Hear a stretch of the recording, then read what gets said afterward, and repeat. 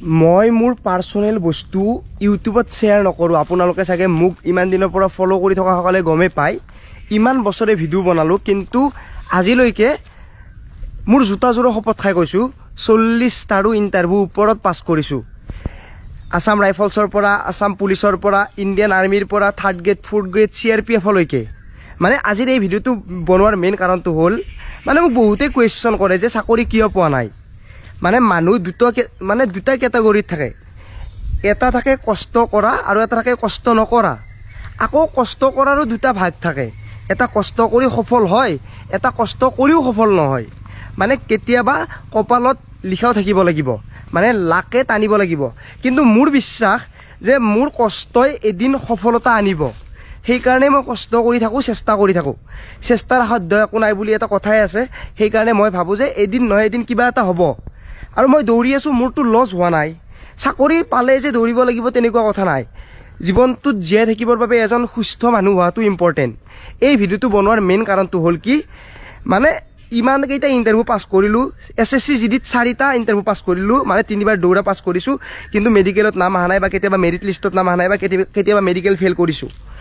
এতিয়া কথাটো হ'ল কি, ৰিচেণ্টলি এটা ইণ্টাৰভিউ দি আহিছিলোঁ। মানে ইণ্টাৰভিউটো দিব দেৰি হ'ল, কিন্তু ৰিজাল্টটো দিছিলে।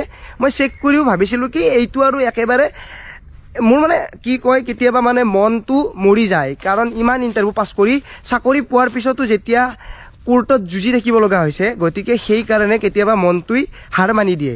CRPFত ৰিজাল্ট দিছে, মানে টেটছমেন আৰু টেকনিকেলৰ পোষ্ট আছিলে। মই ছায়েন্সৰ আছিলোঁ কাৰণে টেকনিকেলত এপ্লাই কৰিছিলোঁ। আৰু টেকনিকেলত এপ্লাই কৰাৰ পিছত পৰীক্ষাটো দিলোঁ। পৰীক্ষাটো দিয়াৰ পিছত ৰিজাল্টটো বহুত দিনৰ পিছত আহিল। ময়ো মনটো খেলি মেলি লাগি থাকে, আপোনালোকে জানেই চাগে। চেক কৰিলোঁ, চেক কৰাৰ পিছত তাতো আপোনালোকৰ বাবে মোৰ নামটো আহিল। এতিয়া কথাটো হ'ল কি, ফিজিকেলটো কেতিয়া হয় নাজানো, কিন্তু এই যে নামটো আহিছে, মই এই কাৰণে ভিডিঅ'টো বনাইছোঁ। মোক বহুতে সোধে যে চাকৰি কিয় পোৱা নাই, চাকৰি নোপোৱা নেকি তই। তেনেকুৱা কুৱেশ্যনবোৰত মোৰ মনটো মৰি যায়। কাৰণ চাকৰি পায়ো যিটো ল'ৰাই কোৰ্টত যুঁজি থাকিব লগা হৈছে, চাকৰি পাই ইমান দিনৰ পিছতো আজি দৌৰি থাকিব লগা হৈছে, সেইকাৰণে কেতিয়াবা মোৰ মনটো একেবাৰে ডেমেজ হৈ যায়। তথাপিও হাৰ নামানো, কাৰণ মা দেউতাৰ আশীৰ্বাদ আছে, মোৰ কষ্টৰ এটা ৰিজাল্ট আছে, সপোন আছে, মোৰ আশা আছে। সেইটো কেতিয়াবা নহয় কেতিয়াবা পূৰণ হ'ব। এতিয়া কথাটো হ'ল কি, বাহিৰৰ ল'ৰা ছোৱালীয়ে বহুতে মানে আহি আমাৰ অসমত ছিট লয়। ইয়াতো বহুতে পোৱা বুলি শুনিছোঁ, কিমান দূৰ সত্য নাজানো। কিন্তু আপোনালোক যোনে যোনে পাছ কৰিছে, কংগ্ৰেচুলেশ্যন থাকিল। আৰু আপোনালোকে ফিজিকেলটো পাছ কৰক, তাৰপিছত আপোনালোকৰ যিখিনি ট্ৰেড টেষ্ট হ'ব সেইখিনিৰ বাবে চেষ্টা কৰক। মই ভিডিঅ'টো এইকাৰণেই বনাইছোঁ যে কিছুমান মাক দেউতাকে, মই আজিকালি ৰিজাল্ট দিলেও মাহঁতক নকওঁ, কাৰণ মনটো মৰি যায় যে কিমাননো পাছ কৰিব, কিমাননো দৌৰিব ল'ৰাটোৱে, সেনেকুৱা কথা। আপোনালোকৰো চাগে বহুতৰে এনেকুৱা হৈছে, পাছ কৰি কৰি আমনি লাগি গৈছে। তেনে ক্ষেত্ৰত বহুতো ৰিজাল্ট মই নকওঁ আজিকালি, কাৰণ মাহঁতেও ভাবি থাকে যে এইবাৰ কিবা এটা হ'ব। আৰু এটা কথা মনত ৰাখিব, এটা পৰীক্ষা পাছ কৰিলে যে চাকৰি হ'ব, দৌৰা পাছ কৰিলে চাকৰি হ'ব, তেনেকুৱা মনোভাৱ নাৰাখিব।